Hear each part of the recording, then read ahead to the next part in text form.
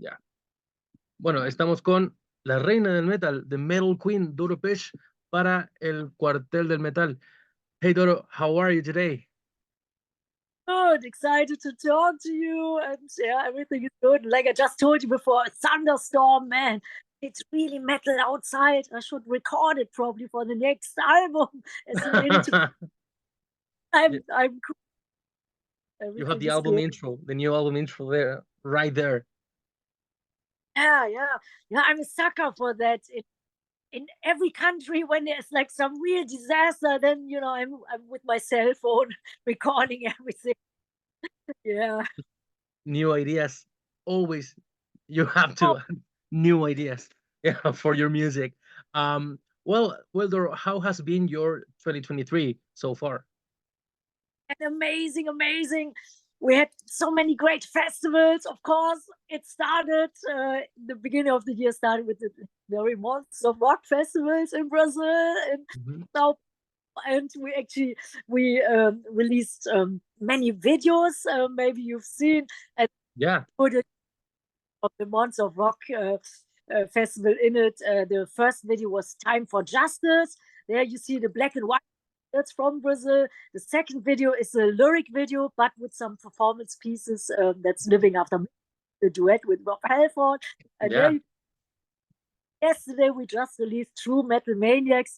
It's a recap of this great last year, and there you can see Brazil and Wacken and some bits and pieces of my show in Düsseldorf a couple of weeks ago, where we celebrated big, like it was a big anniversary show with many guests. yeah. And the record, yeah, came out, and I think we got great feedback and stuff. So yeah, and I'm really happy. And tomorrow, um, or actually next year, we wanna gear up to do all these nice festivals and tour and play all the course the old school metal songs and all the best of the best, and and the best of the new album. And I don't know if I did hear the new album yet. Yeah. Well, I translated the old the thing that you released like 2 days ago. Now I can't remember the name, but yeah, I translated it for every Spanish speaker in Latin America. So yeah, I'm really informed about it. And well, I I was willing to ask you about your 40-year anniversary show. How was it? And we celebrated two times. One time in Wacken. I guess the metalheads, they know Wacken is one of the biggest metal festivals in Mhm. Europe. I played there, I think, 20 times already, and we went nine. So many guests came up. For example, Udo Dirk Schneider, um, um, Mickey D of Motorhead, now Scorpions, and Phil Campbell. And we did two Motorhead songs. We did "Love Me Forever" and we did "Ace of Spades." And the Wacken people, they prize for us. There was a big drone show. Lemmy's face was in the sky. He had one cigarette in his mouth, and the cigarette was blowing Oh, spectacular. Oh, huge. And then we played Ace of Spades, and many guests came up, and Joey Belladonna of Anthrax, he was Anthrax. there. We did Antisocial because I love their Oh, songs. And then all the guests, they did Oh Yeah. And then we did one more big anniversary in my former hometown, Düsseldorf. Everything started mhm, in Germany. My first band I had in Düsseldorf was Snakebite, then Beast, then Attack, and then Warlock. We mhm. formed in album came out 83, 84, Okay, yeah. and that's a great 40th anniversary. Yeah, and then we did a big show in Düsseldorf, and we had great guests coming up. Miller of Creator, we did actually Ace of Spades in Düsseldorf together. Elisa White Glues of Arch Enemy, she came up, and Angela Gosso of Arch Enemy. That was a historic moment that Oh, both the two. Wow. were stage for the first time. And Taya Turunen, the ex-singer of Nightwish, we did Mhm. a angelic song. It was called Walking with the Angels. And with Elisa White Glues, we did Touch of Evil of our album Triumph and Agony. That was great. Mhm. And then, yeah, Mille of Jennifer Haben of Beyond the Black, she was there. It's a new band, very young, very talented lady. And we did Love Me Forever. duet together for the head song.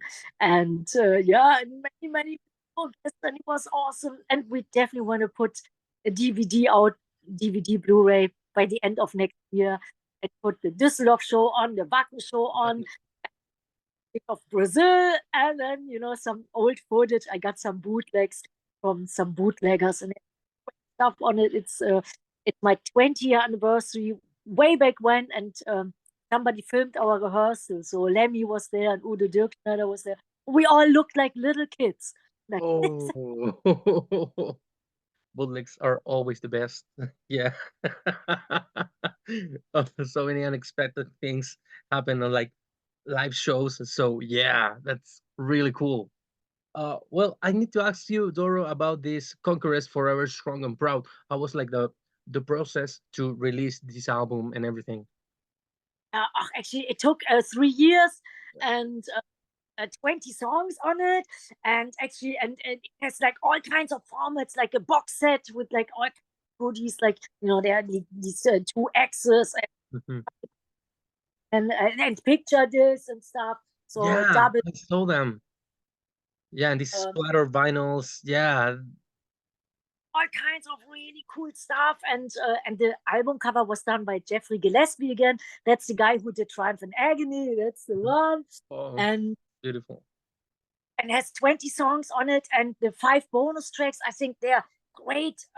There's one cover of Four Horsemen on, because I wanted to give thanks for 40 years of Kill 'Em All. And we played with Metallica Metallica. Yeah. early in the 80s. Wow, how Yeah. cool is Oh, wow. Ah, yeah, I think that came out really good for Horsemen. And yeah, and then is a I think it sums up between super heavy, like I Will Prevail is probably the heaviest song. Fire in the Sky, pretty heavy. Mhm. Many Children of the Dawn, that's one of my favorites. And 2 duets with Rob Halford. And that's for me the icing on the cake, because it was my very first tour in 1986. I was a big Judas Priest fan. The dream came true, and we are still friends. That's the reason Yeah. why we songs together. And yeah, I think it came out really good. And I recorded it all over the world. It was all over the world, like from Hamburg in Germany to England to America, New York, New Jersey, Miami. Yeah, like all over the world. So to get the good stuff. And yeah, and I'm really happy, and I hope the Mhm. fans will love it. We Yeah, love it. it's an amazing album. Yeah. As I'm working with Nuclear Blast, I listened to it like 2 weeks before its release, like the review and everything, and I was like, "Wow, wow! It's an amazing album." Well, actually, I saw you live last year on the Hell and Heaven Festival in Mexico, and it was amazing. It was amazing. I'm from Chile, but I was in Mexico there, and well, it was my first time because well, I haven't been here, so yeah, I was really excited of seeing you live, and the show was awesome. I I think that despite the fact that many of the people were waiting for Pantera's like great return show, how did it feel to play right before that historic show? Oh man, actually, yeah. You do your best. I always do my best in every situation, and I'm used to playing in festivals where everybody's waiting for the headliner. So you always have to give it like extra. Yeah. Like out like 10 times more power than the usual show. And actually, I was happy. It was a great spot. And Mexico, wow, it was wild. And wow, and I tell you, I almost didn't make the show because we got stuck in traffic. It took me 4 hours. Oh. I was there, and I heard Till Lindemann was playing, Mhm. and then find the dressing room, and I wasn't even dressed up. And they said, well, you have to go on stage like in a couple of minutes. And oh my God. And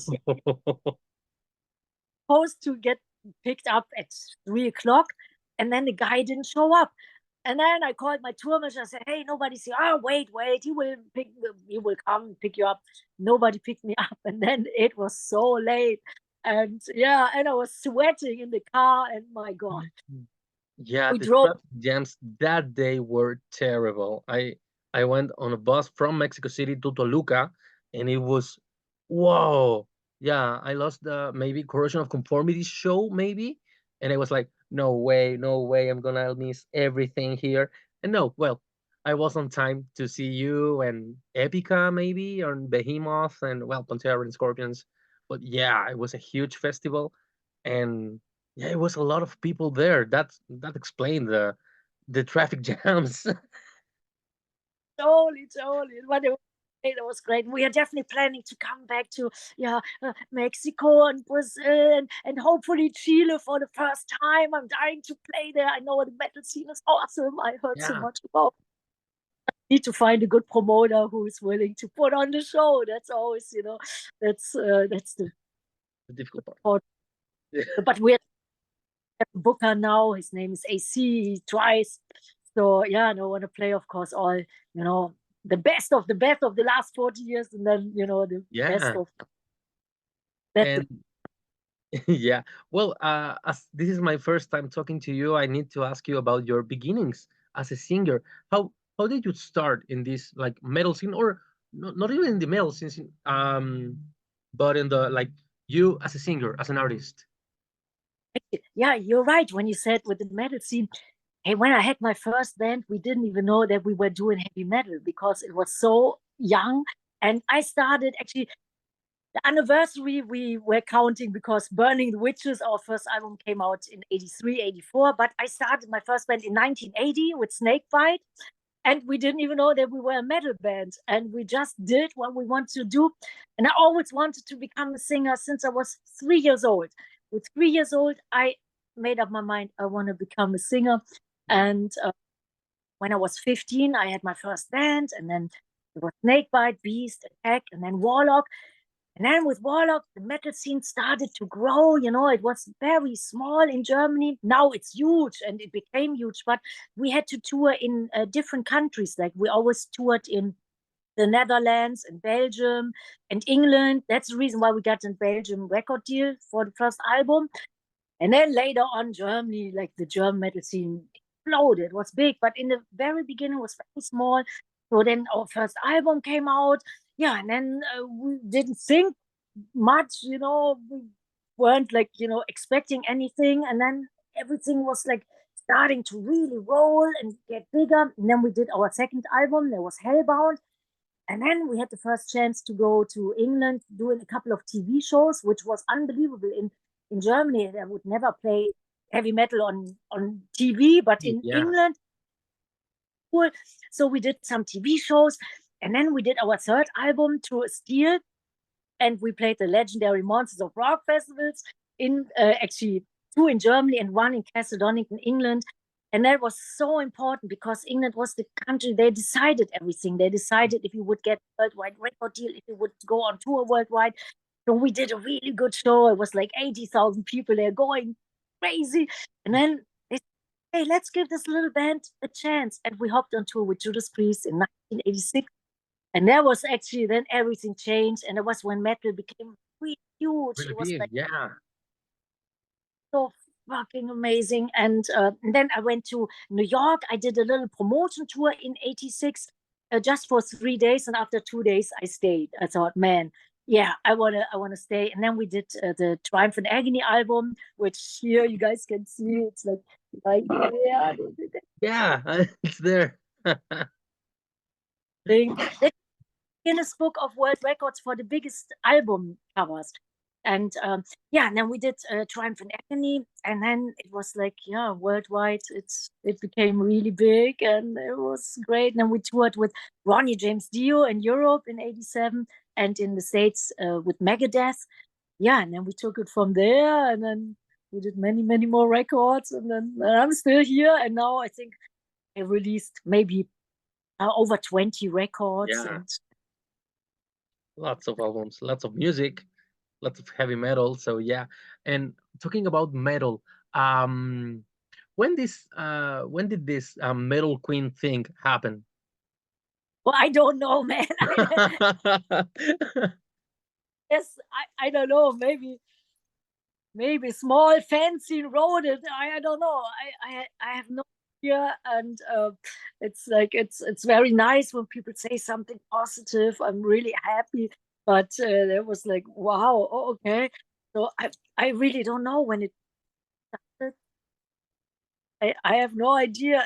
And usually, when I'm on tour, I don't look left and right, or when I'm in the studio or doing an album, I totally concentrate on it. It's 24 hours, so I'm just like yeah. I I always like to work. I think I'm a workaholic, which that's like, what I do. That's like my thing. So Mhm. yeah, and when I'm all exhausted, like after a gig and sweaty, when somebody says, "Oh, the metal queen," I think, oh God, I, I need to go in my dressing room and be my little old self. But it's very nice when people say nice things about you. It doesn't always have to be the metal queen. It can be just when somebody says, "Oh, I like your song, I like your show, I like your album." Yeah, anything positive, I take. I like. Yeah, that's amazing. Yeah, and it's amazing that um a term like that, like metal queen, humbles you. It's like, oh wow, yeah, that it's like heartwarming. It is heartwarming, yeah, and yeah, it's so sweet, man. That's great, and yeah, and when I started, actually, I was one time really, really sick. Like that was around when I was 15, and I thought I would die. So for one whole year, I was not sure if I would survive. And then I got out of this hospital, and 2 weeks later, I had my first band. And then I thought, yeah, I wanna make people happy, yeah. So it's actually, yeah, it went from one extreme to the other, The other and one, yeah. yeah, and that I can still, do it. Oh, I didn't think that we would last long, maybe 5, 6, 7 years, and the whole magic would be over. And now it's, yeah, over 40 years or And 40 now you're years. still there. Yeah. Well, Yes. I need Love to ask you, Dora. Sorry, because well, we're running out of time. So yeah, I need to be quick right now. What has been your favorite moment of your career? And oh man, so many moments. Oh my God, it Oh. would take.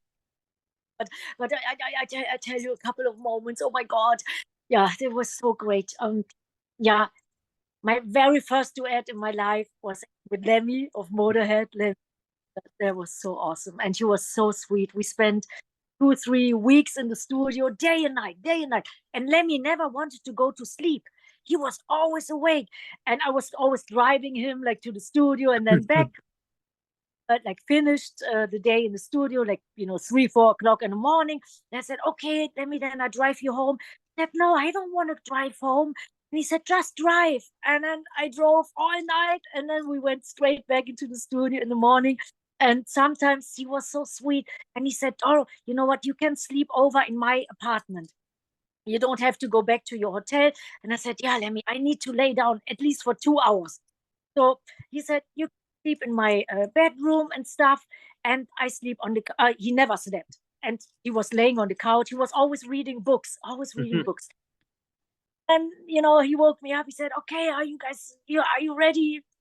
Going back to the studio?" And I said, "Yes." And then he said, "What are you doing?" And I always wanted to keep it on a great friendship level, and I always slept in my leather jacket, in my biker, my leather pants. And then Lemmy said, "Are you German girls always doing that?" Yes, he said, "You German girls are crazy." And then we studio, and sometimes there was a big traffic jam because it was in LA, and there was a traffic jam. And then people, turned around, everybody was stuck in traffic, and then they saw Lemmy, and there was a whole autograph session. And the traffic jam, it didn't take 2 hours, it took then 10 hours. Everybody wanted to have Oh. photos, cigarette together, having a picture. And we had some fun, and yeah, the Lemmy moments, to me, there was one of the, yeah, he was my best friend, I must say. Mhm, And a couple of months ago, I got a little package in the mhm. mail. it came to my mom's house, and she said, "Well, there's a little package, for you. Do you expect something?" I said, "No." And then I said, "Open it up." And then my mom said, "You should open it." And she had the feeling, and okay, then I will come and get it. And I got this package, and there was a letter in it, and there was the bullet with Lemmy's Bullet. ashes.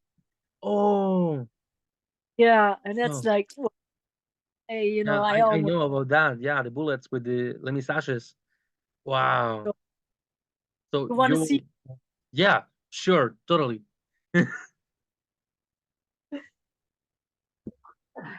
Ella es muy amiga de Lemmy, de Motorhead, y a las personas más cercanas le regalaron una bala con las cenizas.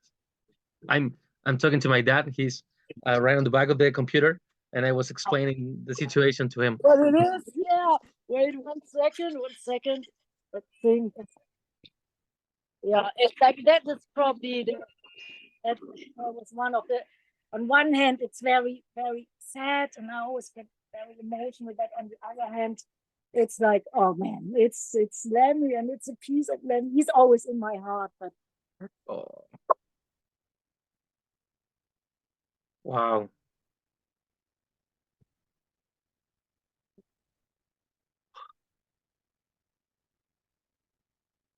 Well, I can't read it, but yeah, I know that it's it's oh.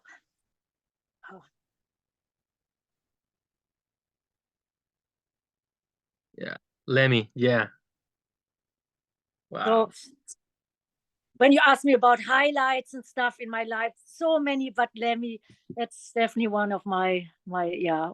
I love him. I miss Lemmy and Ronnie James Dio. These two, they were my closest friends, and yeah, Wow. life more without them here, and yeah, so there was, yeah. I just want to show you, yeah, but many more moments. Of course, the Judas Priest tour, and everything, every festival, big or small, every club, it's always a highlight for me to play in front of people. And when they love it, when I feel their sweaty hair in my face, then that's what I live for. Yeah. Well, thank you. I really appreciate that you showed me that because, well, Lemmy is one of my heroes. I got like goosebumps right now. It's like, wow. Yeah. Yeah. Thank you so much for that. Yeah. And well, yeah, the last question, because, well, we're only 4 minutes away. Um, for you, what's the best part of making music? Ah, when I see the reaction of people when they hear a song and when it means something to them, when they love it, when they feel it, especially live, when I can see in their face that it does something, that I can touch their heart and soul. It can be a heavy song, it can be an anthem, or it can be a ballad. But when I see like that, it makes them feel great, and that this feeling would last. And then I feel, yeah, man, that's good. That's, it always has to be meaningful. Of course, you can write a nice metal song or rock song or have a good groove. That happens too, but I like the deep. I like the really deep stuff when people feel like, and for example, this one song, I don't know if you know the song of the Triumph and Agony album, Deep Inside My Heart für immer. Yeah. Married to it, many people fell in love to it. Many people played it on a funeral for a friend or for, loved one. So that's what I love the most, when songs do something, make the world a little bit better and make people, a little bit happier and give them power and strength and energy and joy. And and metal, that's to me the ultimate. I'm so happy to belong in that metal community with everybody. So I'm proud to be a metalhead, and I love the fans. That's my life elixir. That's the reason. Yeah, I love it.